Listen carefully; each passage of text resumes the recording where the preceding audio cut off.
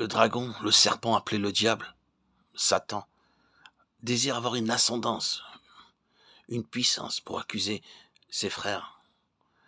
Il désire les séduire sur toute la terre. Il désire avoir une position spirituelle toujours plus élevée que les hommes. C'est la position qu'il désire.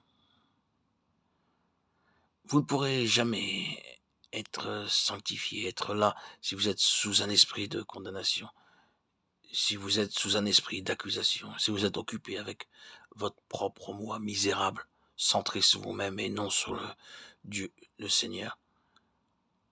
Le diable, Satan, aura toujours l'ascendant sur vous. Vous êtes ailleurs, bien loin des lieux célestes auxquels vous aspirez dans votre imaginaire. Retenez bien que cette justice qui vient de la foi représente une position spirituelle d'ascendance sur l'ennemi. C'est ce que signifie être dans les lieux célestes. Vous décentrez de vous-même. Faites dans chaque situation, dans chacun de vos actes, que tout soit fait pour la gloire de Dieu. C'est cela, être dans les lieux célestes. Plaçons-nous avec cette pensée derrière chaque chose. La pensée de Dieu concernant son peuple, nous avons vu que la méditation que le vainqueur a se tient en faveur de la pensée de Dieu.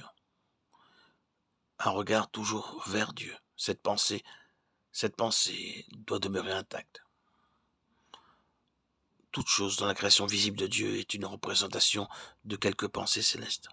Souvenez-vous de cela. Ce n'est pas une chose en soi, et ça n'a jamais été destiné à l'être. Tout ce que Dieu a fait de matériel et de visible est un symbole, une représentation de quelque pensée spirituelle et céleste. Or, si je devais aborder ce sujet, nous pourrions le poursuivre pendant très longtemps, mais je veux simplement l'effleurer brièvement pour indiquer ce que je veux dire. Vous trouvez 2 passages établissant un lien entre la Genèse, juste à son début, et la révélation élevée du cœur de Dieu dans la lettre aux Éphésiens. La lettre aux Éphésiens est la révélation la plus pleine que nous ayons des pensées éternelles de Dieu, de ses conseils. Dans cette lettre, il ressort de façon plus pleine, plus que partout ailleurs dans les Écritures, ce qui était dans l'intention de Dieu, avant que le monde fût.